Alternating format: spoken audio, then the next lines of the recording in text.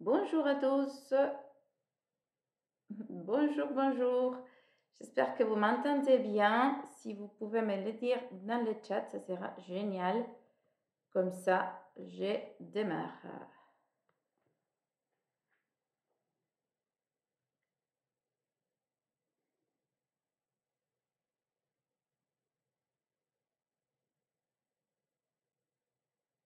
Parfait, parfait. Ok, super. Donc, je vois que les gens se connectent. J'attends la synchronisation pour mes diapos et l'écran du live. Comme ça, petit à petit, les gens se connectent. J'espère que cette fois-ci, il n'y a pas de problématique de connexion. Je ferme tous mes onglets. Je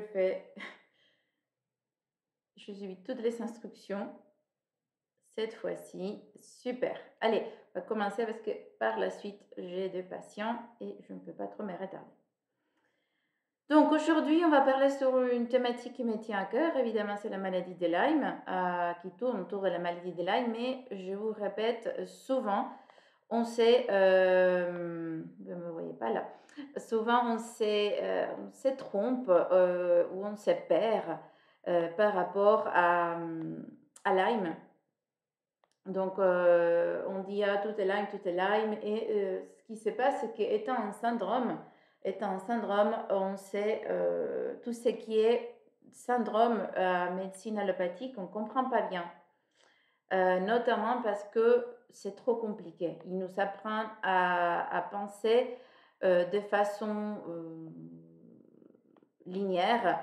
Et ce type de maladie, comme les ovaires polykystiques, comme la fibromyalgie, demande une vision arborescente et un algorithme décisionnel. Qu'est-ce que je veux dire par ça? Ça dépend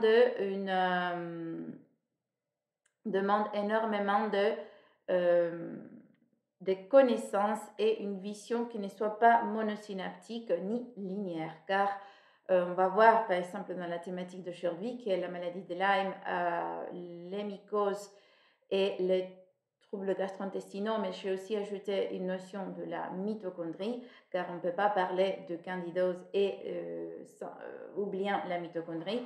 On va voir que tous ces liens sont fondamentaux pour que vous alliez mieux et vous allez vous retrouver dans énormément de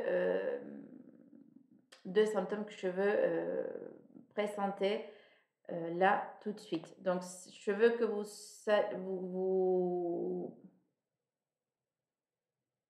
ouais.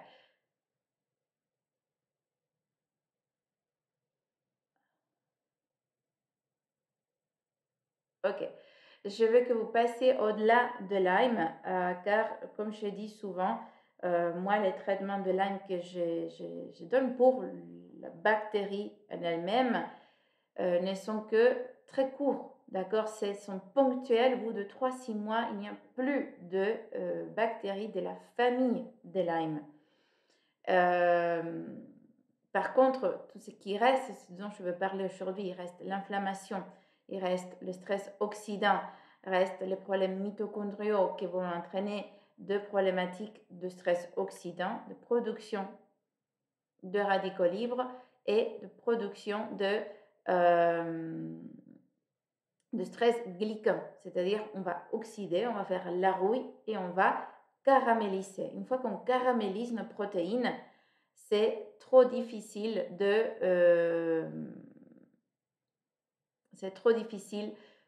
traiter les corps, car les protéines qui sont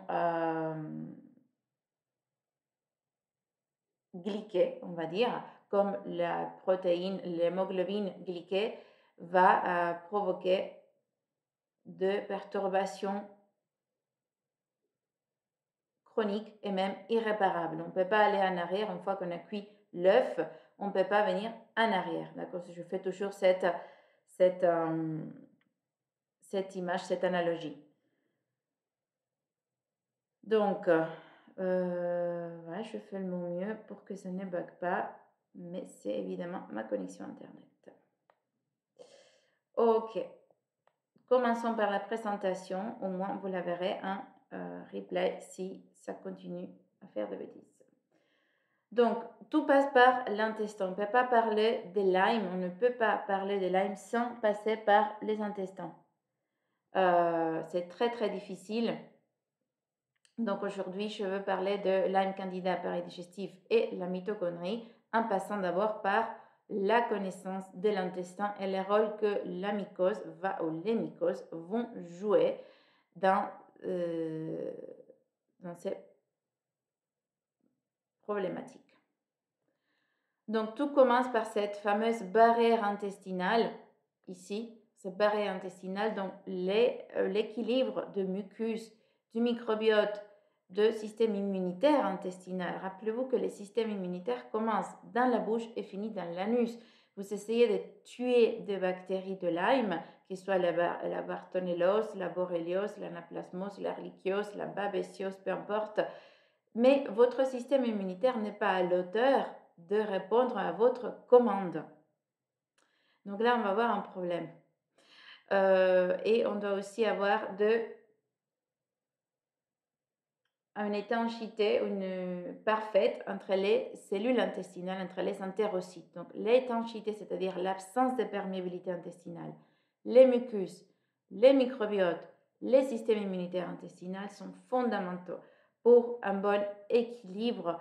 Et là, évidemment, dès lors qu'il y a une bactérie qui vient de l'extérieur par un vecteur, que ce soit tique, moustique, araignée, nous les humains, à travers les relations sexuelles, peu importe qui est le vecteur, si elle trouve qu'un de ces quatre piliers sont déréglés, il va profiter.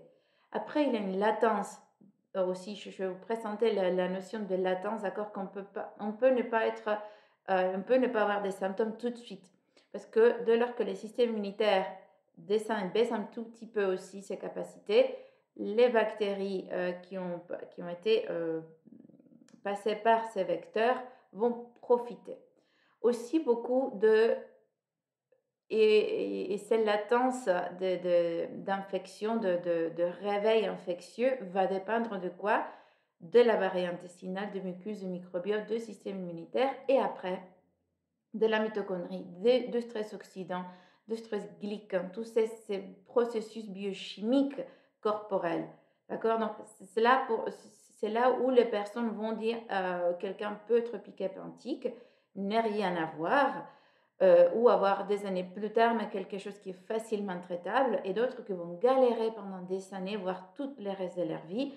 Ça, c'est la différence. C'est votre réponse corporelle, votre inflammation sous-sachante, votre glycation, c'est-à-dire caramélisation des protéines et des glucides sous-sachante, votre équilibre du microbiote, tout cela, on va dépendre de ça pour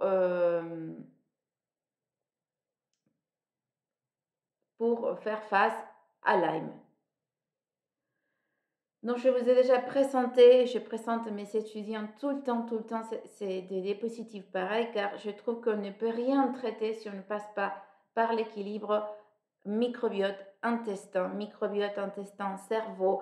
Et là, on va voir comment les candidoses vont provoquer la quasi-totalité de vos symptômes, étant donné aussi que derrière des infections de zoonoses, on va dire, des infections pathogéniques intestinales, je les appelle des zoonoses intestinales, on a aussi des toxines. D'accord? Il ne faut jamais oublier les toxines environnementales, les toxines qui vous circondent, les toxines que vous savez autour de vous, que les toxines que vous buvez dans l'eau, voilà, etc.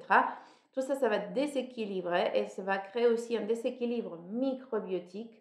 Et ce déséquilibre microbiotique va aussi provoquer un déséquilibre de production de mucus, car au début, face à une inflammation, le corps va produire beaucoup plus de mucus, et ce mucus, au bout d'un moment, va s'épuiser parce que les cellules aussi s'épuisent. Vous n'avez pas aussi les bonnes bactéries sécrétrices de mucus, comme les Saccharomyces syphilia, qui vont aider la production de mucus, et que tout ça, vous pouvez les tester lors d'un test de microbiote intestinal. Donc, on a un équilibre immunitaire ici qui est énorme.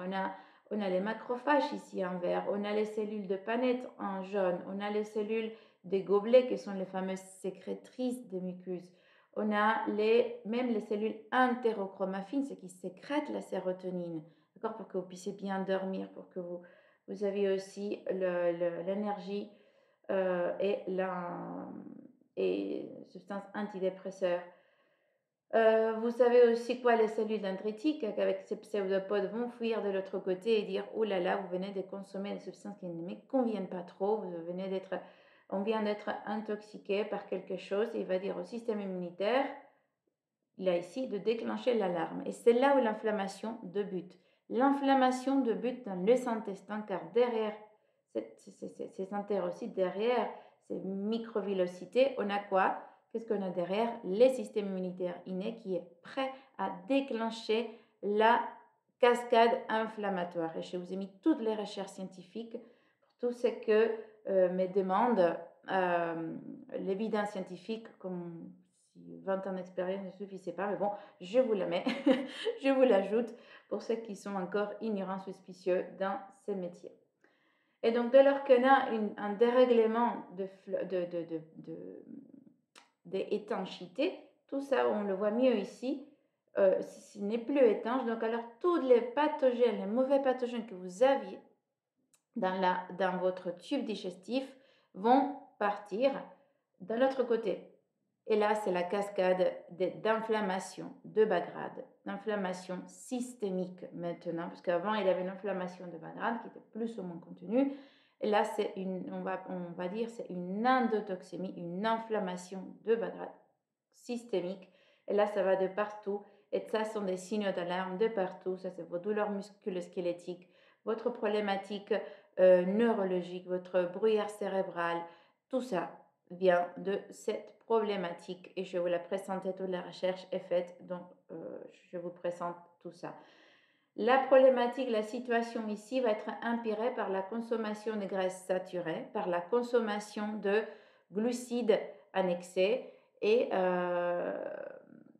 voilà, tout ce qui va aussi altérer la production de mucus protecteurs, qui va produire aussi des modifications du microbiote, notamment aussi les xénobiotiques, toutes les toxines environnementales qu'on ingère dans notre nourriture vont aussi provoquer quoi?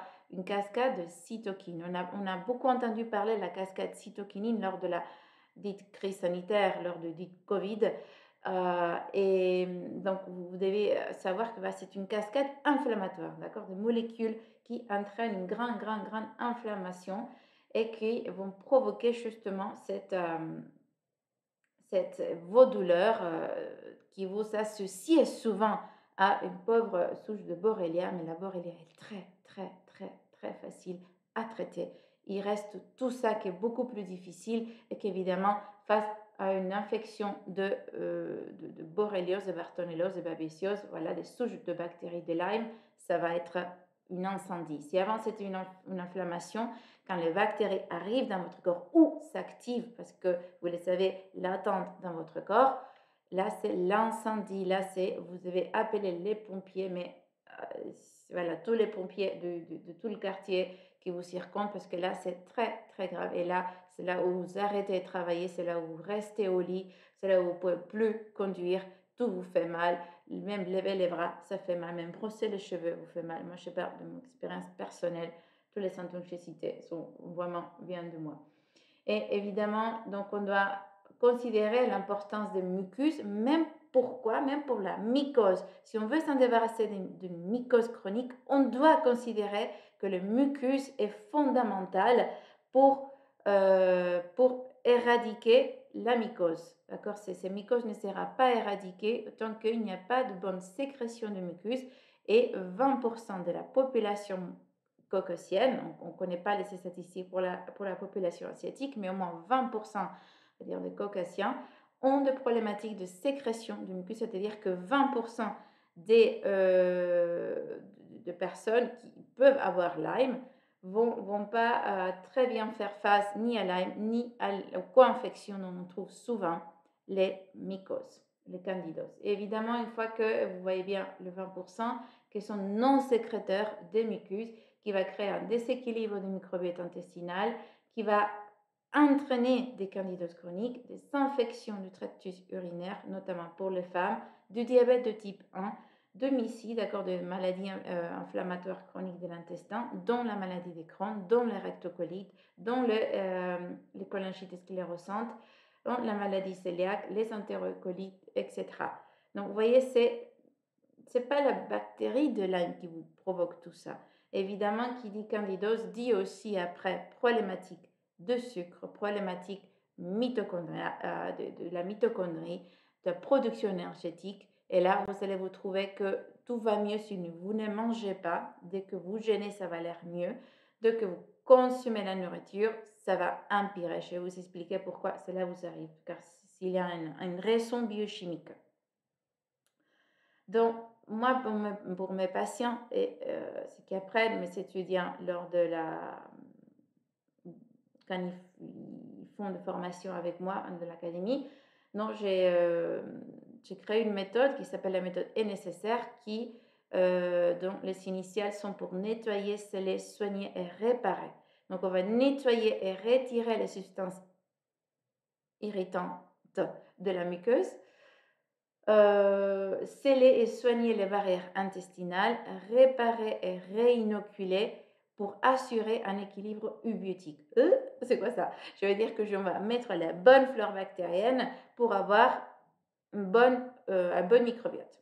C'est ça que je veux dire par le quatrième point. D'accord? Un équilibre eubiotique, c'est-à-dire une absence de dysbiose, une absence de mauvaises bactéries. Donc on trouve la Yersinia, la Escherichia coli, toutes les bactéries gram négatives, les candidoses qui vont aussi altérer votre système immunitaire, votre capacité de faire face à la dite maladie de Lyme.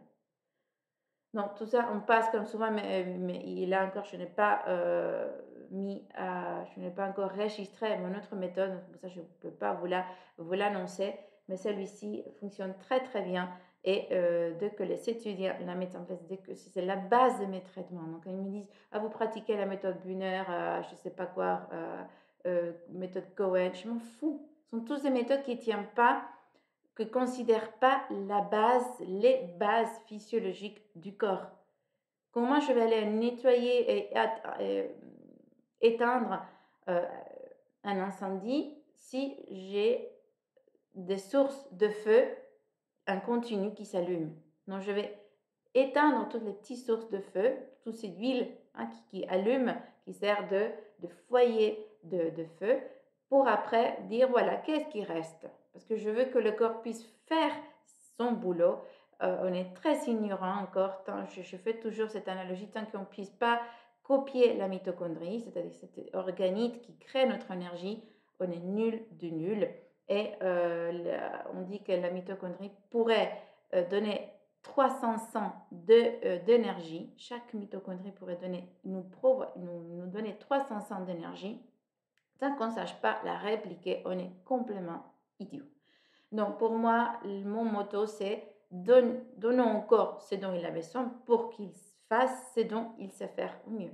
Donc, le système immunitaire est très très très capable de traiter ça à condition que l'environnement soit propice, qu'il n'y a pas un incendie, qu'il n'y a pas de foyer de feu qui s'allume en continu, comme la quasi-totalité des malades de Lyme qui ont ce foyer de futurs incendies. D'accord? Donc on étend tout ça, on nettoie tout ça pour qu'après on puisse aller plus loin.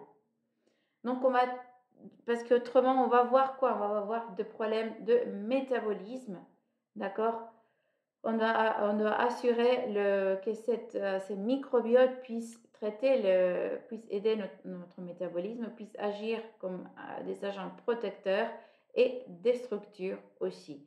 D'accord? Souvent aussi, ce que je vois souvent, c'est que le métabolisme de personnes atteintes de Lyme est complètement déréglé. Pour la plupart, ils sont en prédiabète. D'accord? Ils s'accumulent du gras. La mitochondrie ne fonctionne pas. La candida est là pour assurer que les gras soient continuellement produits. Les gras vont aussi attirer de macrophages qui vont aussi faire quoi? De l'inflammation. Donc c'est un cercle vicieux. Vous voyez que là, j'ai presque rien à cadrer de bactéries de Lyme. Pour moi, c'est à la fin, une fois que j'ai nettoyé tout ça, que j'ai traité tous ces microbiotes intestinaux, la mitochondrie, les stress oxydants, La glycation des glucides et des protéines, c'est super important de, de, de traiter le corps comme, je dis souvent, une recette de pâtisserie. Bonne température, le bon ordre, ça garantit une super recette. Et évidemment, vous savez souvent, quand il y a Lyme, des problématiques de souches bactériennes, de bactéroïdetes déréglées, des bifidobactéries, beaucoup de Escherichia coli, de dérèglement des streptocoques, trop peu de lactobacilles, trop de clostridium, de Yersinia, etc., etc., etc. Les pathogènes abondent. Et là, c'est juste un exemple pour vous illustrer ce qui se passe. Hein. Alors, quand on vient au microbiote intestinal, je ne peux pas m'en passer de parler de candidats. Et là, j'ai listé que quelques symptômes et c'est encore hyper difficile de trouver ça au niveau scientifique. Donc, je liste les symptômes que je vois de mes patients. Je fais une recherche presque d'une heure. Je n'ai pas pu trouver une recherche scientifique qui listait tous les symptômes de candidats. C'est une folie, quoi. Donc, pourquoi les médecins ne sont pas à l'auteur de comprendre vos symptômes? Parce qu'ils ne sont pas formés. D'accord? Il n'y a pas derrière ces informations-là. Donc, quand il y a des mycoses, vous avez des alternances de diarrhée, des constipations, des infections, de maladies infectieuses chroniques inflammatoires, de MICI, quoi. Candida, il y a des recherches russes qui ont corroboré la coexistence de Candida et de Helicobacter pylori. Il y a aussi la coexistence de Candida et mononucléose. Il y a la présence du muguet, des glossites, donc problématique de brûlure de langue de bouche, de la perlèche, le dérèglement de la flore vaginale, notamment pour les femmes, donc qui va donner des cystites. Ceci dit, les cystites sont souvent à Escherichia coli, mais qui sont causés aussi par le dérèglement intestinal, la vulvovaginite, la balanite pour les hommes, les bruyères cérébrales, de s'oublier d'où on va, où on était, qu'est-ce qu'on allait faire, qu'est-ce qu'on allait dire. La fatigue chronique et fatigue plus, là je l'ai mis plus en bas, là, plus bas ici. Les problèmes de peau, notamment des taches blanchâtres, de cercles blanchâtres qui se font surtout post-exposition solaire.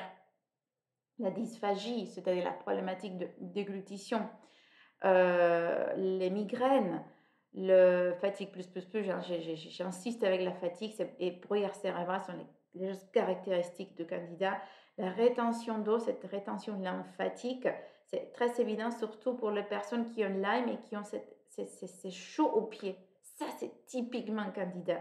Une mycose, mais plus que chronique, ça c'est l'incendie mycosique. D'accord? Les gens qui ont Lyme et qui ont cette chaleur, ce chaud aux pieds, qui vient pieds nus, mais rempli de mycoses dans les ongles de pied, c'est typiquement mycose.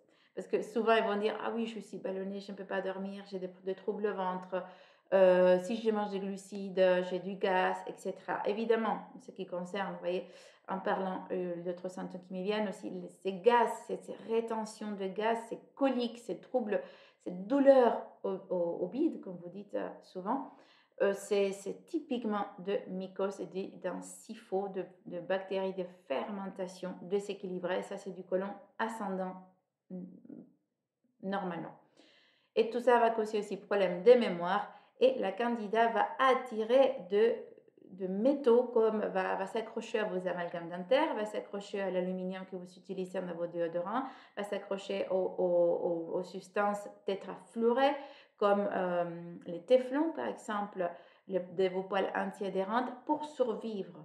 D'accord? Et puis il va y avoir un commensalisme, c'est-à-dire un copinage entre les métaux et les mycoses mais qui se fait aussi avec toute zoonose, c'est-à-dire toute infection pathogénique va attirer des métaux pour équilibrer leur présence et que ce soit ainsi difficile de trouver car il faut aussi considérer que toute zoonose, notamment, je ne veux pas dire notamment, toute zoonose va créer une protection, c'est-à-dire de biofilms. Vous parlez souvent de biofilms de Lyme, mais là, la mycose, certaines souches mycosiques, pas toutes, pas Candida albicans par exemple, mais d'autres souches, les Glabratra, Crocei, etc., va créer de biofilms, c'est-à-dire de cache-cache. Moi, je fais cette analogie au patient, comme ça le patient va se retrouver et va dire, d'accord, va comprendre pourquoi l'échec du traitement. Ils prennent de l'acide caprylique, de l'huile de coco, de l'ail, de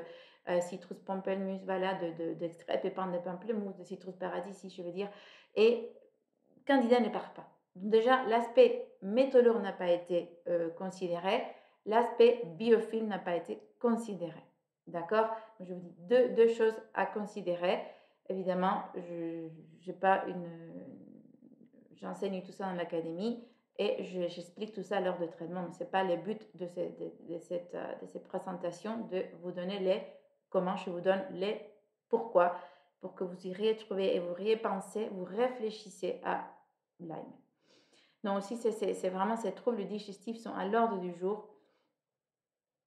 Et là, je vous ai mis quelques recherches scientifiques qui corroborent la présence de mycoses Candida albicans, notamment. Après, il n'y a pas que Candida albicans, d'accord? Donc, je suis à moitié d'accord avec ces recherches qui se focalisaient que sur Candida albicans.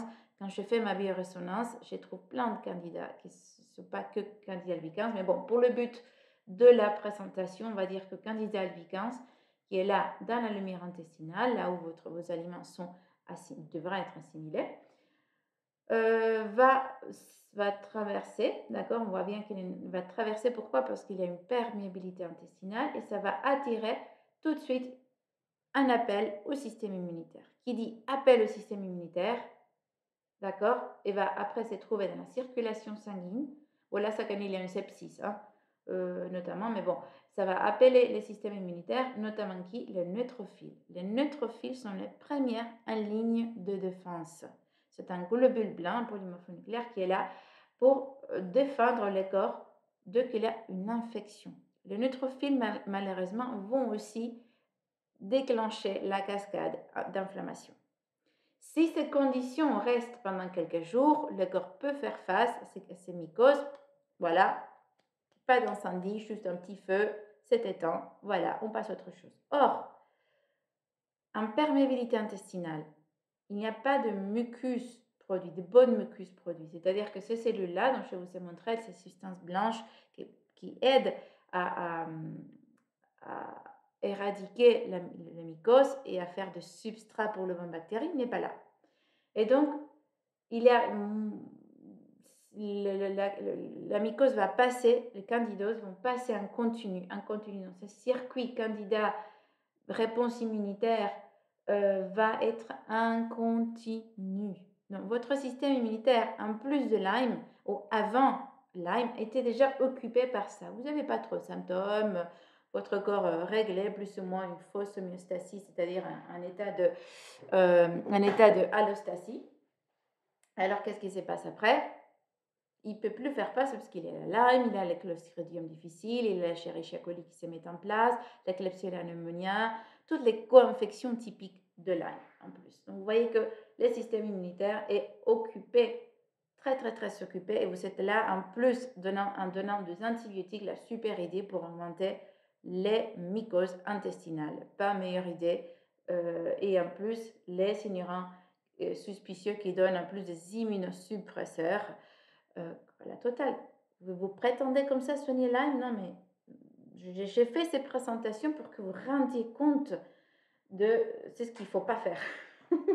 Parce que là, vous n'allez jamais vous en sortir comme ça. On voit l'inflammation et l'inflammation systémique et la colonisation de candidats. D'accord, ça c'est publié. Il n'y a pas la date là, mais bon, je vous ai mis la recherche. Et dès lors qu'il y a une inflammation dans votre corps, si Candida s'y met là, ça ne pourra pas être soigné. Cette inflammation ne pourra pas se mettre à fin, arriver à sa fin. Je vous ai fait une autre présentation par rapport au médiateur lipidique de l'inflammation. Et là, j'ai parlé de l'inflammation doit être courte et contenue dans le temps. Elle ne va pas être chronique parce qu'autrement, cette chronicisation va aussi créer des cicatrisations, des lésions tissulaires, etc. Donc, la présence de mycose empêche que vous puissiez soigner vous prendre en charge, je n'ai pas le droit de dire soigner, donc vous prenez en charge cette inflammation sous-jacente. Et l'inflammation sous-jacente, je vais vous la présenter de suite. Il y a les biofilms de Candida. Là, j'ai oublié de mettre en français, désolé. Il y a le biofilm de Candida, je vous ai parlé, notamment au niveau de la bouche, d'accord? Et c'est très, très, très difficile de traiter les infections mycosiques Candida de biofilm, comme de biofilm de Candida pour le coup, mais il y a aussi biofilm des amibes. Donc, avant de penser aussi, de vous obséder par là, posez-vous la question. Est-ce que j'ai mon appareil digestif tip-top? Est-ce que ma bouche au niveau microscopique, pas au niveau d'une radio, pas au niveau visuel, un dentiste qui dit oui, vous ne savez pas, vous n'en avez rien. Comment peut-il savoir que vous n'en avez rien dans votre bouche s'il n'a pas fait un prélèvement buccal pour voir ce que le bactérie, les pathogènes, la zoonose présente dans votre bouche? Je trouve ça complètement aberrant. Comment peut-on savoir quand vous voulez chercher l'Helicobacter pylori, on va les fier aussi au niveau intestinal, au niveau stomacal. On ne peut pas soupçonner un H. pylori. Donc, on va aller les tester. Quand on soupçonne, quand on veut savoir pourquoi c'est diarrhée chronique, on va aller voir s'il y a des Clostridium difficiles, s'il y a des Yersinia, etc. On va aller tester les selles. Donc, pourquoi on ne teste pas la bouche, qui est le début de notre système immunitaire? Elle est remplie de mycoses. Chaque fois que vous mangez, vous mastiquez vos aliments et vous les envoyez dans le tube digestif rempli de spores de mycoses. Pour ne pas dire aussi tous les films, aussi toutes les amibes qui sont là, qui font aussi des canaux, voilà, qui font là le mot spécifique ne me vient pas en ce moment, qui font de petits canaux où vont s'incruster et s'enquister. Et la France est remplie d'amibes. Voir l'Europe, parce que je travaille aussi en Italie, il y a beaucoup de parodontite qui est à la base, c'est causé par les amibes et l'inflammation buccale va entraîner une inflammation systémique. Je vois des patients qui viennent fatigués, qui viennent en surpoids, qui ne peuvent pas regarder un gâteau qui ont déjà pris 10 kilos. C'est la bouche. C'est la bouche. On traite la bouche et il n'a plus prise de poids, il n'a plus de douleur, il n'a plus de fatigue. D'accord? Je me suis occupée des microbiotes de début de l'appareil digestif. Et Lyme, j'avais Lyme. Vous voyez comment c'est ce que j'appelle cette mentalité arborescente, cet algorithme décisionnel. Est-ce que je veux traiter de bactéries que mon système immunitaire, parce qu'il commence de la bouche, n'est pas capable de traiter et que ce système immunitaire buccal va contaminer tout le reste? Je vous fais toujours cette analogie du plombier. On ne va pas fermer ce tuyau qui perd. On ne va pas faire le ménage de lieu de vie, je vais dire, lors de ces dégâts tant qu'on ne trouve pas la fuite. Et on doit trouver la fuite. Et je vous assure, la fuite n'est pas ni Borrelia, ni Babesiose, ni Bartonellose, etc. Ce ne sont pas ça, les fuites. Et là où tout le monde se trompe, c'est là. Le Candida albicans et voilà. Quand on fait des études scientifiques pour provoquer une maladie, un MIS-C, des rectocolites, voilà, des inflammations intestinales, on donne de dextransulfate, d'accord, une solution de DSS. J'ai travaillé à la fac et je fais des recherches sur ça. Donc, on donne aux souris de DSS pour induire cette inflammation. Et du coup, en plus de cette inflammation, si on met du Candida, ça va exponentier l'inflammation systémique. Ça veut dire que, évidemment, on ne peut pas avoir de souris et on doit provoquer l'inflammation intestinale de la souris, autrement, on n'a pas façon de tester comme ça in vivo, autrement.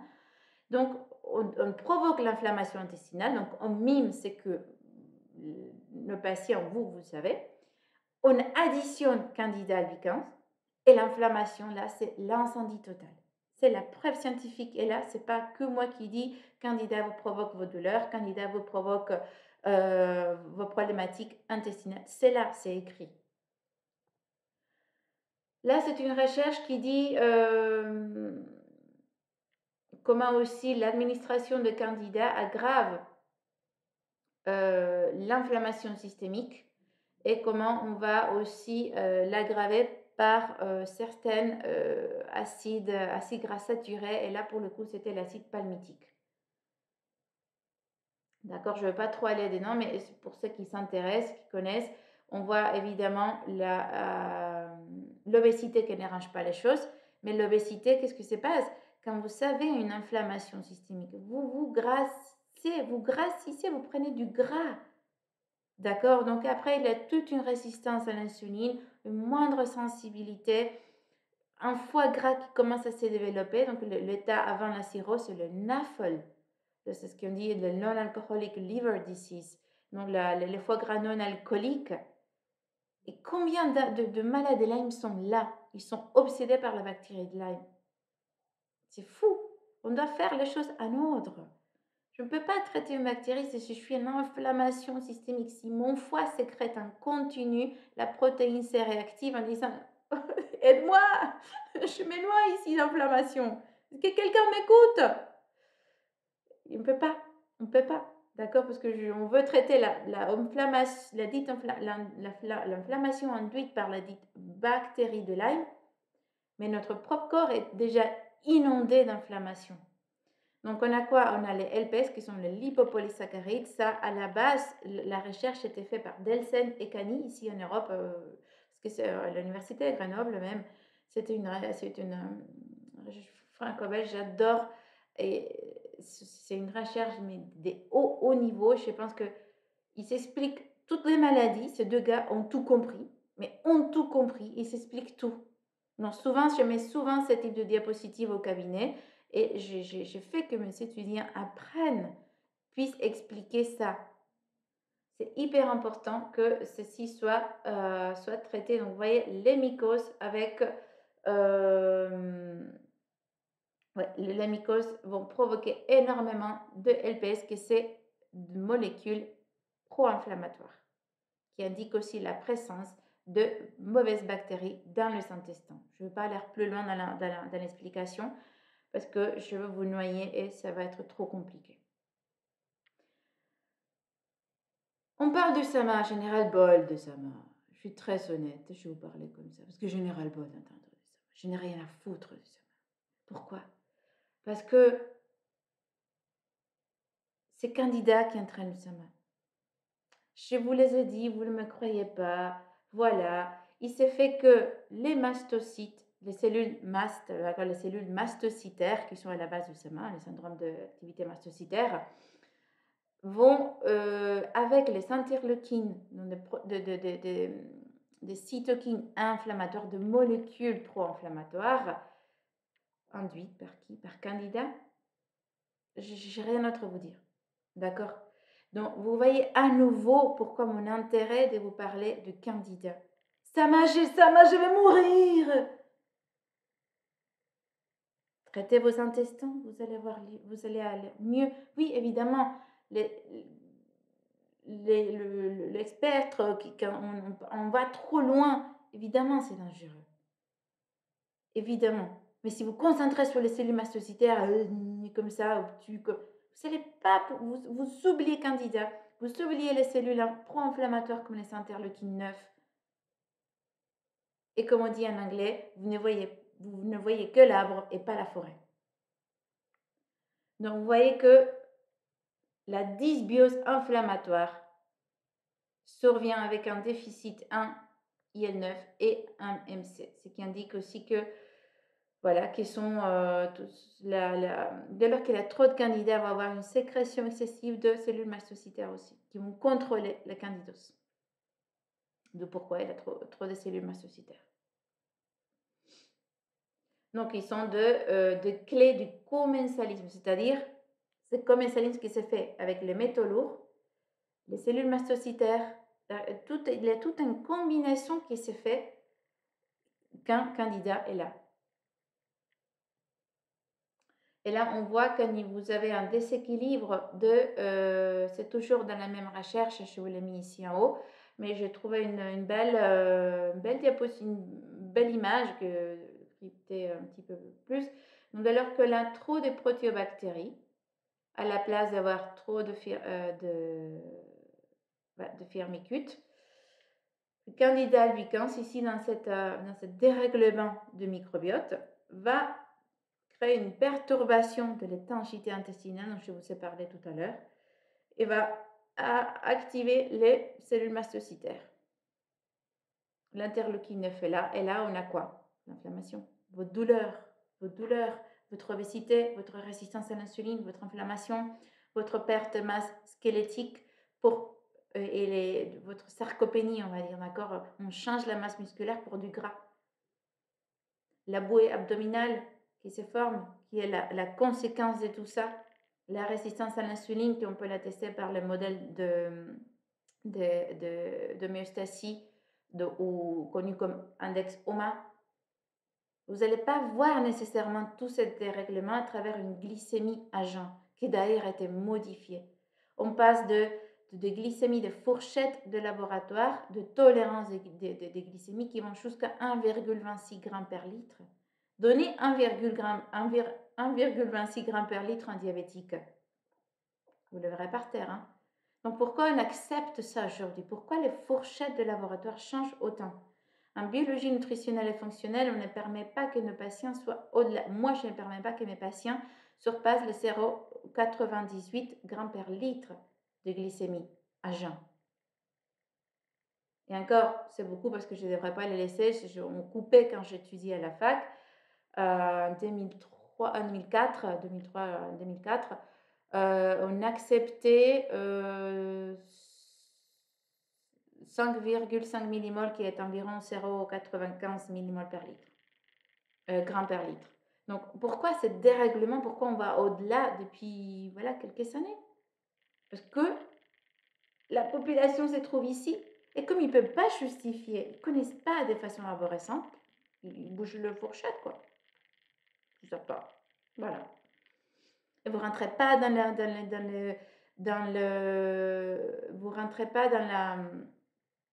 dans la symptomatologie du diabète, donc parce qu'il n'y a pas d'autres paramètres, donc ils élargissent la fourchette, quoi, attendant que votre corps dégénère par le stress oxydant, par le stress glycant, et que vous continuez à vous plaindre, mais c'est tout dans votre tête. Parce que là, rien dans vos analyses de sang, vu que la fourchette a été bougée. Bon, bref. Il n'est rien, entre guillemets, hein, vous avez compris. Hein. Donc, les mastocytes, phagocytes, candida albicans. Et voilà, les syndromes mastocytaires est là pour faire de Pac-Man contre les candida albicans. Je ne vous dis pas plus. Vous avez toute la recherche là, vous la lirez à votre temps.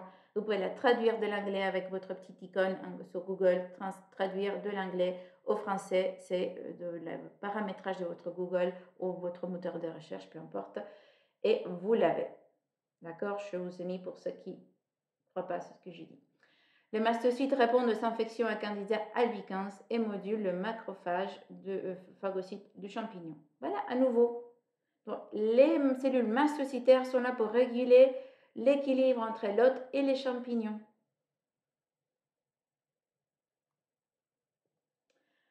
On a depuis 2009 une belle recherche russe. Il y avait une autre, mais avec la situation actuelle, je n'ai pas pu la télécharger. Tout est interdit, comme d'hab.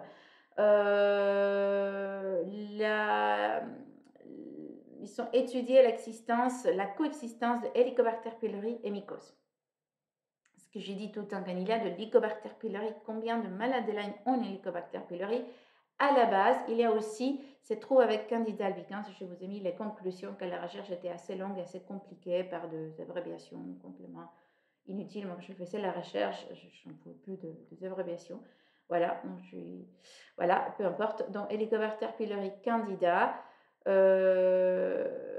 est la base aussi de tout ce qui est problématique estomacale, duodénale, gastro-œsophagien. D'accord? Donc, Helicobacter pylori, Lyme, derrière, il est Candida. Je vous répète, dès qu'il y a une zoonose Non, candidat, peu importe quel candidat, candidat SPP, d'accord, candidat species, on dit, des souches de candidats, peu importe laquelle, il y a derrière Helicobacter pylori, Epstein-Barr virus, cytomégalovirus. Je vais vous faire une présentation que par rapport à la mononucléose et toutes ces réactivations. L'Epstein-Barr virus va se réactiver quand il veut. Il a des mécanismes chimiques qu'il utilise pour survivre et pour s'endormir et pour se réveiller quand il veut. Et évidemment, la présence des métaux lourds. Le reste, l'opposé est aussi correct, d'accord? Donc, de lors qu'il y a une zoonose, les métaux vont augmenter, etc. D'accord? Tout cela chez la femme va provoquer de cystite et comme il y a une perméabilité intestinale, la Escherichia coli de l'intestin va passer à la vessie par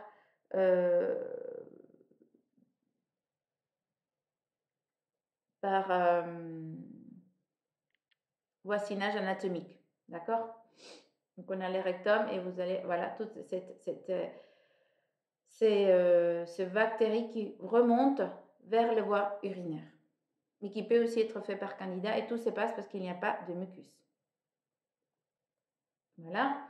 On passe à l'inflammation. L'inflammation, on l'a vu, la partie entraînée par les mycoses, mais aussi entraînée par quoi? Par votre alimentation. Une autre chose que je trouve aberrante, c'est donner des antibiotiques qui vont provoquer plus de mycoses, des immunosuppressants qui vont pas pouvoir, qui vont bloquer les systèmes immunitaires pour qu'ils ne fassent pas face aux infections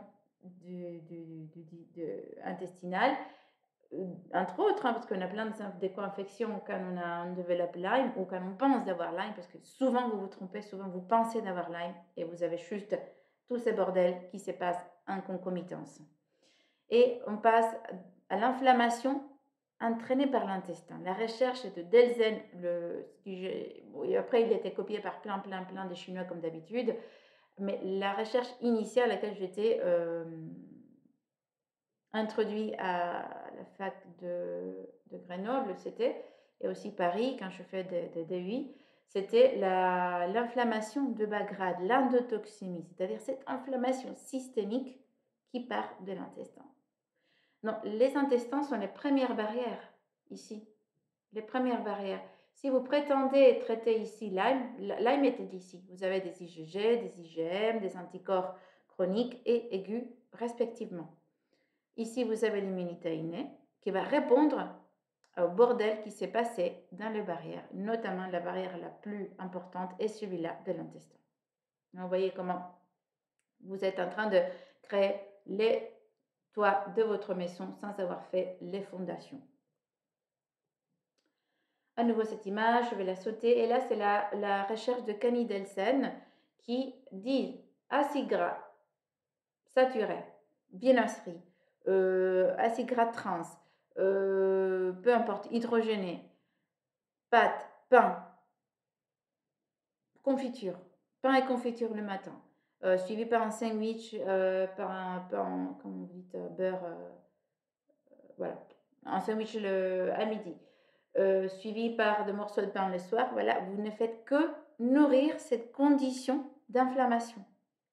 Après, cette inflammation de bas grade peut ne pas être que induite par l'alimentation. D'accord? Ça, j'ai pris sa recherche qui prend en considération l'inflammation, mais la même chose peut être induite par le mauvais microbiote.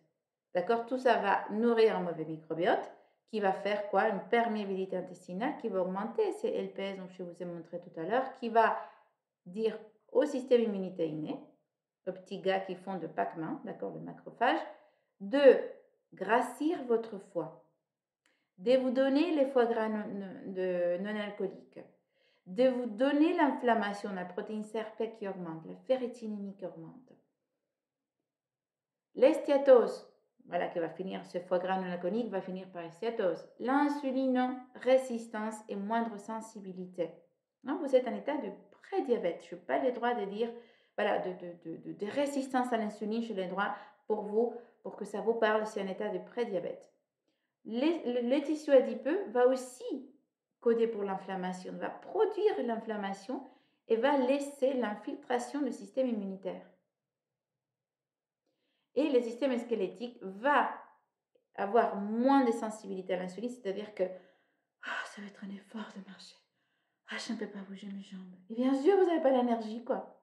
Il n'a pas d'énergie, il n'a pas de sucre. Et ça va augmenter l'inflammation. En plus, ça vous fait mal de bouger. Il y aura de lactate produit par de molécules qu'on va voir tout à l'heure aussi de méthylglyoxylase qui vont être là pour empêcher les résultats d'une oxydation chronique qui finit par une glycation. D'accord? La glycation va donner cette acidité. J'espère que vous voyez que vous êtes plein dedans. Mais pas que là. Je montre ces diapositives à la quasi-totalité de mes patients. C'est pour ça que je trouve que ces gars, depuis 2019, sont top du top, quoi. Ils se sont rendus compte que c'est passé, mais ils sont... Si, en gros, cette diapositive, c'est tout ce qu'on doit savoir en médecine. C'est grave. Il y en a encore, on n'a pas compris. Donc, on a les levures ici, les candidoses qui altèrent, qui sont aperçus par notre système immunitaire par forme moléculaire dans nos cellules. Ils ont des récepteurs de reconnaissance et les cellules du système immunitaire inné qui vont aller répondre à leur présence, à cette reconnaissance à travers ces récepteurs. Tout fonctionne comme des pièces Lego. Pièce Lego qui a deux petites têtes va trouver sa deux petites têtes à laquelle peut s'accrocher. Et comme ça, chacun a des formes différentes. Chaque pièce a ses formes différentes. Donc, on a l'immunité innée qui se passe par les épithéliums, l'épithélium ORL. C'est pour ça que beaucoup de problématiques se passent aussi sinus, le cieux sec, la problématique buccale, sécheresse buccale, sinusite, etc. L'épithélium intestinal, bien entendu. La cellule dendritique, celui-là qui va éviter que vous fassiez des intolérances alimentaires. Donc, pourquoi les intolérances alimentaires montent lorsqu'on a Lyme ou Candida? Le neutrophile, je vous ai montré la présence de neutrophile lorsqu'il y a une mycose, mais aussi lorsqu'il y a n'importe quelle autre infection. C'est les gars, on a une armée. Imaginez-vous là, dans l'époque médiévale, les neutrophiles étaient tout devant. Ils les mettaient devant. Allez, vas-y, luttez. Allez, hop les gars. Ils sont eux. Au bout d'un moment, ils s'épuisent parce que, allez, vas-y. Je suis fatiguée de produire neutrophiles, quoi. Et il n'y en a plus. Après, on s'étape les autres. La cellule NK, la cellule natural killer aussi, qui va sécréter des substances pour tuer, de tuer les envahisseurs, et les monocytes dans les sangs, qui sont les macrophages dans les lieux d'infection, qui doivent changer de casquette, macrophages qui se met dans les transats, un macrophage super duper, super héros, qui va changer de casquette type 2 pour finir avec cette inflammation. Mais ce changement de casquette de type je me mets au chômage pour passer bien ma vie, je demande la CAF, ou allez, chez Bosch, chez Crépussi Entreprise, ça dépend de votre consommation d'acides gras polyinsaturés, oméga 3, oméga 6. Il y a un bon équilibre entre les deux. Parce qu'autrement, cette inflammation, cette infection qui entraîne cette inflammation, vous donne quoi? Les problématiques neurologiques, je vais vous montrer les problématiques neurologiques entraînées par l'inflammation intestinale. C'est une folie. En plus de la caractéristique de bruyère cérébrale qui est donnée par la mycose. Donc ça ajoute, on ajoute plusieurs couches et puis on se perd. Que les poules, que le lèvre, où commence. On va avoir des problématiques ORL, notamment d'asthme. Donc, voilà, c'est le syndrome mastocytaire. Des peaux, des allergies. Oh, c'est le syndrome mastocytaire. De cerveau, des articulations, douleur, maladie auto-immune qui développe. De cancer, des problématiques métaboliques. Combien de vous êtes là? Combien êtes-vous à être là? Hypertension, problématique de cœur. Ceci dit, Babesia adore se mettre dans l'atrium droit du cœur. Il va prendre l'aluminium, il va se mettre dans l'atrium droit du cœur et va créer toutes les serres ennemies. Donc, vous voyez comment ça se passe et tout ça, ce sont les récepteurs cellulaires dont je vous disais. Donc, il y a des récepteurs aux mycoses, des récepteurs à ces fameuses LPS, qui est là quand il y a trop de acides gras saturés et de glucides qui augmentent les bactéries gram-négatives. Voilà, et toutes autres choses. Là, chacun a des récepteurs et ces récepteurs, on les appelle des récepteurs TOL, de la vraie vie TLR. Récepteur TOL, voilà. L'inflammation de bas de grade, cette inflammation intestinale que je vous ai dit, d'accord, est associée à un mauvais microbiote. Va augmenter les molécules pro-inflammatoires et va donner une inflammation systémique de bas grade. Vous avez douleur partout, votre foie, votre tissu adipeux et votre tissu squelettique sont touchés. Vous provoquez l'inflammation. C'est l'incendie.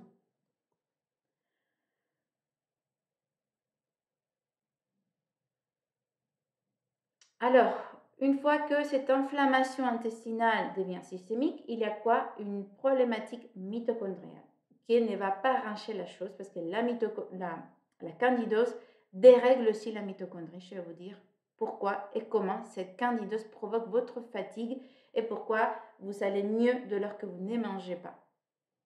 Et pourquoi il y a tellement d'acidose. Et il crée quoi aussi? Une neuroinflammation. Ah, c'est la neuroborréliose. Oui ou pas. Voilà, c'est ce que je vous dis. Neuroinflammation par une perturbation mitochondriale. Et cette perturbation mitochondriale peut être là par l'inflammation des bas grades, peut être là par un excès de métaux lourds, peut être là par une mycose. Et la mitochondrie qui est un dysfonctionnement va attirer des mycoses. Et la mycose va attirer un dérèglement mitochondrial. Comme les métaux lourds produisent un dérèglement mitochondrial qui crée deux radicaux libres. Les radicaux libres, ça veut dire il n'y a pas de gaz pour lutter contre les métaux. Et voilà toute la problématique qui se met en place.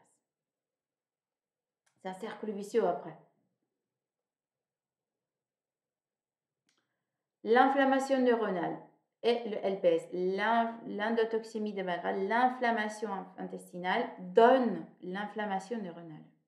Imaginez en plus avoir une petite souche de babésiose, des souches de Borrelia qui touchent le cerveau, et là c'est la totale. Mais à la base ne sont pas les bactéries de Lyme dont vous obsédez autant des blâmer. La base est là, la bactérie arrive puis se réveille parce que tout est là, tout est un incendie et évidemment vous allez blâmer les dernières arrivées. C'était pas ça. J'ai oublié aussi de le traduire, parfois je ne sais pas en quelle langue je lis. Donc le changement de microbiote et les contrôles de l'endotoxémie métabolique, c'est-à-dire l'inflammation de bas grade induite par une alimentation trop riche en gras.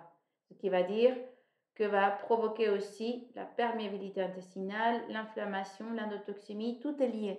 Dérèglement microbiotique, dérèglement d'endotoxémie, d'inflammation, de perméabilité intestinale et tous les désordres associés à ces conditions.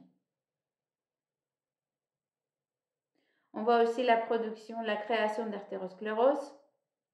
D'accord? Parce qu'on sait que de toute façon, l'artérosclérose se manifeste au niveau de l'intestin, un mauvais microbiote qui va produire la triméthylamide oxydase, qui est une enzyme qui va attirer l'artérosclérose, pour ne pas aussi parler que toute inflammation va aussi provoquer l'oxydation et les cholestérols, la lipoprotéine qui est souvent oxydé, c'est le LDL, le cholestérol LDL, mais il n'est pas la cause de l'athérosclérose, il est appelé là, et il s'oxyde, il crée des anticorps et tout cela crée l'athérogénèse. Mais c'est l'oxydation de LDL et l'attirance des anticorps vis-à-vis de cette oxydation qui crée l'hétérogénèse.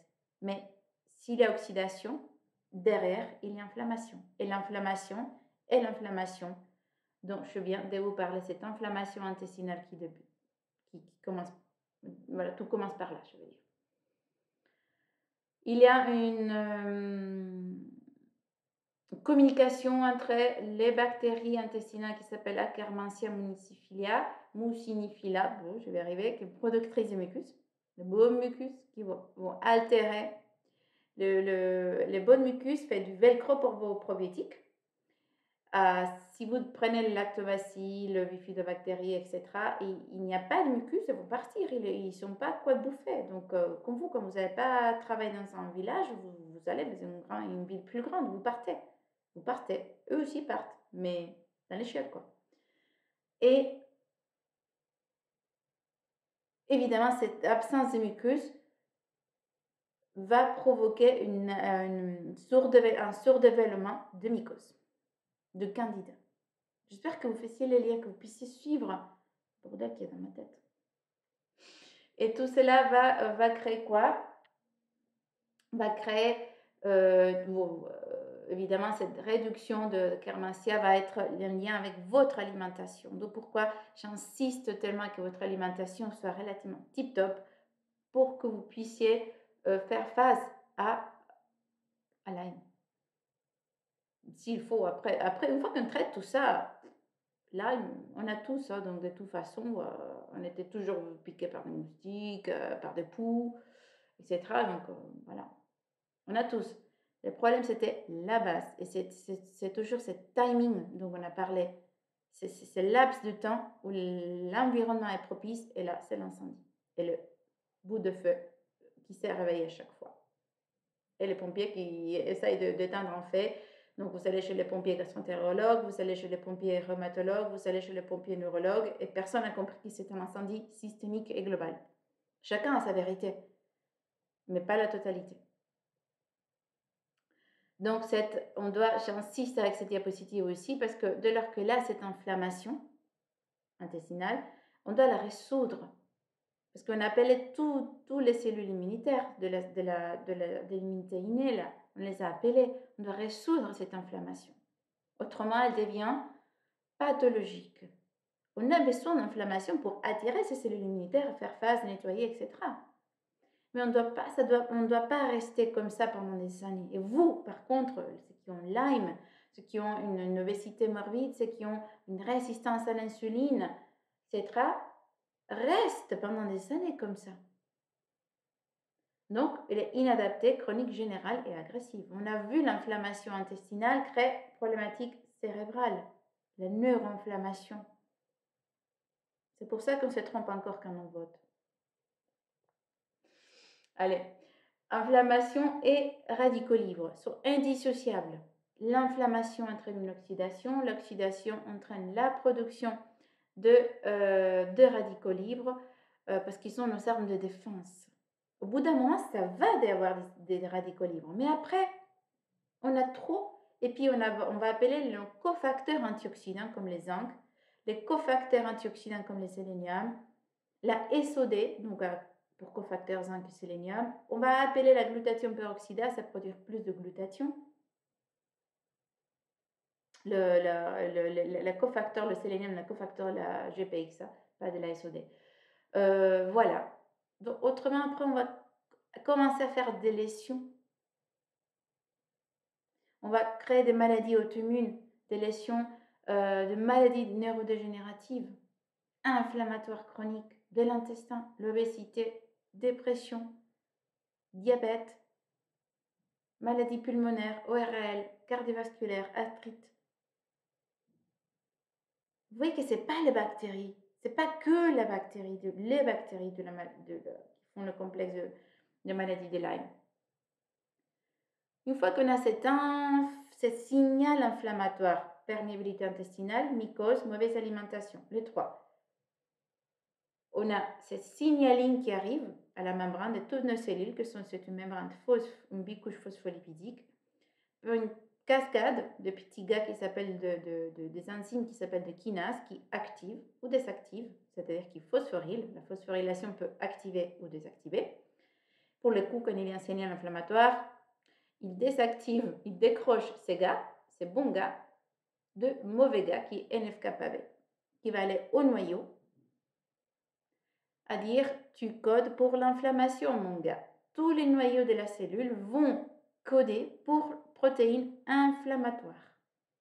Là, l'ADN devient un ARN messager qui va coder pour des protéines, tac, tac, tac, qui avec la petite enzyme transmembranaire va relarguer les acides gras polyinsaturés oméga 3 et oméga 6 qui vont agir dans l'inflammation, dans la cascade, dans le relâchement des cyclooxygénases, de l'hypoxygénase, etc. Donc, voilà, votre problématique est là. Non, arrêtons les signaling inflammatoires en traitant les intestins, en traitant le LPS, en traitant l'endotoxémie de bas grade, la candidose, les virus, le mononucléose, etc. Parce qu'autrement, là, c'est vraiment cette réparation et soutenir le barrière qui est extrêmement important pour notre système immunitaire. Pour que la transmission du signal par ces enzymes kinases, phosphorylent, ne soit pas exacerbée, qu'elle soit ponctuelle, mais qu'elle ne perdure pas pendant des années. Ce n'est pas une vie autrement. Et pour cela, il faut qu'on ait des médiateurs lipidiques. Pour cela, je vous invite à regarder la présentation sur le médiateur lipidique pour que vous voyez que c'est nécessaire d'avoir cette capacité de résoudre cette inflammation. Et je reviens à ces liens entre les mucus, la muqueuse, les cellules intestinales immunitaires, les microbiotes, pour avoir de bonnes barrières. Quand on a une barrière, il n'y a pas on dit non au micro-organisme qui va aller créer l'inflammation systémique de partout. On met une barrière, on empêche ce qui ne se fait pas alors qu'il y a des cellules cancéreuses. Donc, ils envahissent, d'accord, de tissus qu'il ne fallait pas envahir parce qu'il n'y avait pas de barrière. Pareil, que ce soit pas de cancer. Hein. Plus l'inflammation reste, plus les radicaux libres restent, plus on finit là et on voit bien le neutrophile et les macrophages et les neutrophiles qui font face aux mycoses, aux candidoses, vont produire aussi des radicaux libres. Les radicaux libres vont altérer le fonctionnement mitochondrial, la production d'énergie, la rupture de vos glucides, l'utilisation de votre glucose sanguin, une molécule de votre glucose sanguine, je ne sais pas si c'est sanguine ou sanguin, vous comprenez. Hein? Et quand je vois mes patients de Lyme, ils sont presque la totalité ici. Tout ça, c'est stress oxydant que je vois avec mon microscope. Les patients s'épiquent, donc vous ne vous embêtez pas, ne sais quoi que ce soit, c'est le patient qui s'épique, moi je ne pique pas. Et là, le patient va mettre son sang dans la lamelle que j'obtiens par la suite et que je mets au microscope. Et ça, c'est l'état des malades de Lyme, ceux qui disent avoir la maladie de Lyme. D'accord? Évidemment, dans un lieu très riche comme ça, toute bactérie va proliférer et va prospérer. Il n'y a aucune défense. Et je reviens à la fin de la présentation que la mitochondrie, qui est la créatrice d'adénosine-triphosphate, des ATP. Ces phosphates sont unis grâce au magnésium. D'accord? Et cette mitochondrie va créer 40 kg d'ATP journalier. C'est ces mitochondries qui va faire quoi? L'équilibre calcique, qui va prévenir l'ostéopénie, l'ostéoporose. L'apoptose, c'est-à-dire la mort programmée, qui va équilibrer, qui va générer l'ATP, qui va aussi produire la stéroïdogénèse, c'est-à-dire la genèse des hormones stéroïdiennes à partir du cholestérol, va produire vos vos hormones connues comme DA, DHEA, la prégnénolone, la testostérone, les estrogènes, la progestérone, l'androstenedione, tout ça va être créé par cette mitochondrie qui va aussi favoriser avec la L-carnitine qui fait des minibus porteurs de des acides gras pour la oxydation des acides gras. Autrement, il ne peut pas s'oxyder s'il ne rentre pas par les minibus qu'on appelle en biochimie de carnitine château ou chafaud. Donc, c'est un minibus quoi, qui rentre qui permet l'entrée des acides gras. Donc voilà, entre autres, les contrôles du fer, l'équilibre ferrique s'est fait à travers la mitochondrie.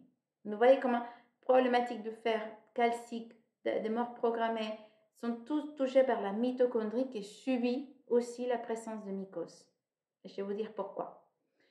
Donc, on voit le dysfonctionnement mitochondrial, maladie neurodégénérative à nouveau, maladie d'Alzheimer, infertilité, fatigue chronique, syndrome métabolique, diabète, ça se répète. Vous voyez, c'est la difficulté de faire la paire de choses, parce que même pour moi, c'est difficile. Quand un patient vient comme ça, je dis, c'est quoi là? Qu'est-ce qu'il a? Voilà, j'ai plusieurs options et je dois vérifier mes hypothèses avec des outils. Et donc, cette mitochondrie va créer l'énergie à travers le cycle de Krebs. Le cycle de Krebs qui est aussi connu comme le cycle de l'acide citrique parce qu'il commence par l'acide citrique ici. Donc, on a plus grand le cycle de Krebs, qui est par M. Krebs, voilà, qui a été créé, commence par l'acide citrique, voilà, par la citrate, je veux dire, et va finir par la chaîne de transport des électrons. C'est la respiration cellulaire. Tout ça sont des petits moulins à protons qui vont tirer dans l'espace de membranaire ici les protons, d'accord, les H+, pour qu'après rentrent par ces petits moulins qui tournent et génèrent la dernière énergie. Et donc, on a besoin de bonne quantité de fer, mais pas trop, parce qu'autrement, c'est pro-oxydant, ça va tuer ces mécanismes. De cuivre, mais pas trop aussi, car autrement, c'est pro-oxydant. On a besoin de coenzyme Q10, de carnitine, d'acide alpha-lipoïque, de carnosine aussi, mais carnosine, ça va être plus tard pour le stress glycème, je vais vous mentionner. Or, quand il y a mycose, rien de ça ne se passe. Car la candidose, les souches de candida, vont toucher l'acide malade, l'acide malique. Ils vont le changer par du tartarate. Ils vont empêcher que tous les cycles puissent tourner à nouveau. Si ça ne tourne pas, il n'y a pas de création d'ATP. Les peu d'ATP qu'on génère dans les cycles de Krebs ne pourra pas continuer avec le moulin à protons dans la chaîne de phosphorylation oxydative, dans la respiration cellulaire, autrement dit. Donc ça bloque. Les tartarates, on peut les tester. Il est testable, hein, vous pouvez les tester. La candida, les ratios R et L arabinitol, etc., les tartarates et tout ça, c'est testable au laboratoire de biologie préventive. Hein. Moi, je teste beaucoup. Autrement dit, la production d'énergie ne se fait pas, d'où pourquoi la mycose crée la fatigue. Et d'où pourquoi, quand vous ne mangez pas, ça va mieux. Parce qu'elle n'est pas nourrie par du sucre. D'accord? Le cycle de Krebs qui va faire que va descendre chaque fois qu'on mange. Il y a un pic de glycémie, il y a le sucre dans le sang qui monte, ce qui va attirer l'insuline pour baisser ses glycémies. Une fois qu'on a ces glucoses élevés, on doit les convertir. Le glucose ne peut pas rentrer dans le cycle de Krebs comme ça, il doit se convertir en pyruvate, etc. Parce qu'autrement, il ne rentre pas à faire la glycolyse. Et donc, du coup, on ne fait pas correctement la glycolyse. On ne consomme pas tout à fait nos glucides, ce qui reste, ce qui nous fait rester dans un état d'hyperglycémie, palpitation, de transpiration, de tremblement comme ça. Oh, c'est là, non, ça peut être une hyper ou une hypo aussi. Et donc, vous savez ces taux de glycémie, l'insuline que le corps est sourd à cette insuline. Je vous ai dit, il y a une moindre sensibilité à l'insuline, une résistance à l'insuline, une moindre sensibilité à l'insuline, je veux dire. Du coup, ça ne tourne pas. Et vous ne digérez pas bien le glucide, ce qui dit qu'il reste trop de sucre qui va nourrir Candida. Mais vous n'avez pas mangé du sucre. Vous avez juste mangé des protéines peut-être, mais ça provoque une montée de la glycémie. Quoi que ce soit, ça provoque une montée de la glycémie. Et donc, vous êtes dans ce cercle vicieux, vous pensez ne pas manger du sucre, donc peut-être vous faites une diète keto. Donc oui, ça va arranger la situation, mais pas tout à fait. Parce que la glycémie, biologiquement, ça passe comme ça. Physiologiquement, ça passe comme ça. La montée de glycémie, quoi que ce ce que vous avez mangé, plus ou moins importante évidemment. Et l'insuline que ne peut pas faire son travail, la glycolyse qui ne se fait pas par les cycles de Krebs, candidat qui a du sucre pour se nourrir et proliférer. Donc, quand vous jeûnez, ça va aller mieux parce que justement, le corps n'a pas à faire la glycolyse, n'a pas à convertir le glucose en pyruvate, en acétyl-CoA pour rentrer dans le cycle de Krebs, etc. C'est moins fatigant. Dès que vous remangez, c'est la cata. J'espère que vous avez compris pourquoi, parce que c'est cet acide tartarate qui mime les malades, mais qui n'a pas la même fonctionnalité biochimique. Donc, biochimiquement, ça ressemble, le corps dit oui, voici bien. Tu ressembles bon gars, quoi. Mais non, je ne fonctionne pas comme le malade. Et donc, la chaîne de transport d'électrons ne se fait pas. Et vous êtes HS.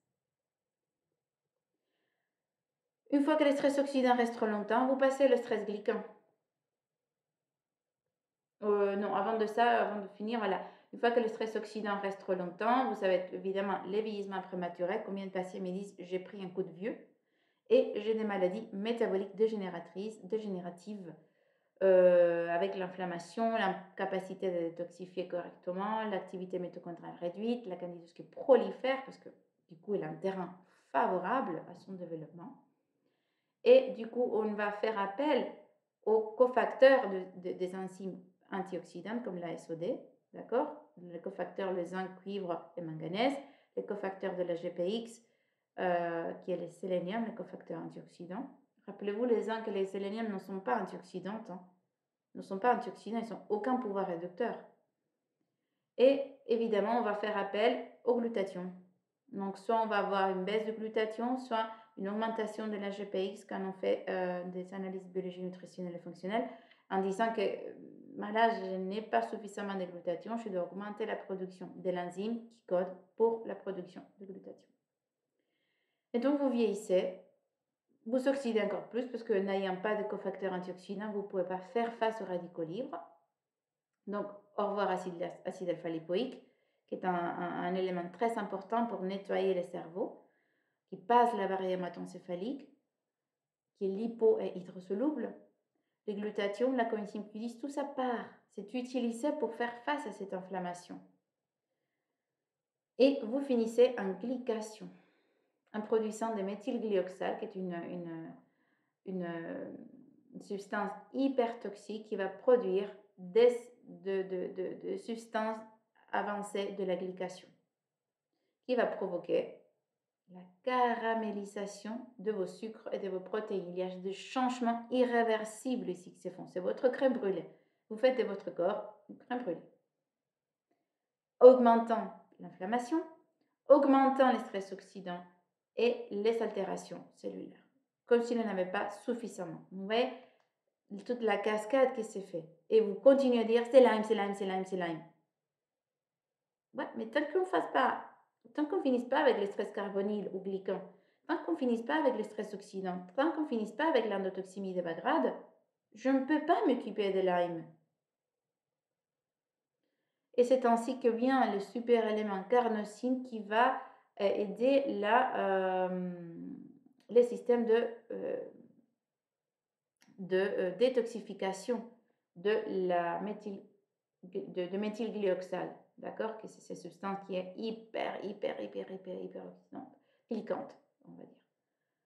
Et tout ça va faire appel à un corps à glutathion que vous n'avez pas, à la B3 que vous n'avez pas, à la B6 que vous êtes carencé, etc., etc., etc. Donc, vous voyez comment la micronutrition et la biologie nutritionnelle et fonctionnelle est hyper important pour faire face à la dite maladie de Lyme, qui est souvent confondue par stress glycan, on va dire à l'inverse, le stress glycan oxydant et endotoxémie de bas grade sont souvent confondus par la maladie de Lyme. Donc vous obsédez à chercher des phages de bactéries que, ouais, peut-être elle a une souche, mais ça n'explique pas tout. Et ça n'explique pas tout parce que ce que je viens de présenter explique tout. Et donc, je vais vous poser la question pour finir, est-ce que c'est Lyme ou on va parler plutôt de Lyme, de Candida, de ces souches de candidose, l'inflammation chronique de bas grade, l'endotoxémie, la perméabilité intestinale et des troubles mitochondriaux. Je pense que la réponse, vous la connaissez déjà. Et voilà, ça c'est ma vision des choses, c'est comment je traite comment j'apprends mes étudiants, comment je traite mes patients, comment je me suis traitée. Et évidemment, ça prend du temps, ça prend des ressources financières que ne sont pas moindres, je suis totalement d'accord. Mais la situation est comme ça. Pour se soigner, il faut payer et c'est prendre en main. Vous devez arrêter aussi de vouloir que tout soit remboursé. De toute façon, la vie de la Sécu est comptée, d'accord? Il y a une vie limitée et vous devez commencer à, à vous prendre en charge et à voir la situation de façon arborescente avec un algorithme décisionnel. Est-ce que c'est la glycation? Est-ce que c'est le stress oxydant? Est-ce que c'est l'inflammation des bas grades? Est-ce que c'est une candidose? Est-ce que c'est tout, tout ensemble? Et c'était un effet domino. Ça, c'est évidemment les rôles d'un professionnel qui sait faire ses choix, qui sait trouver d'où la problématique vient. Ça, c'est une autre présentation. Donc, je vous dis donc à très bientôt dans une autre présentation.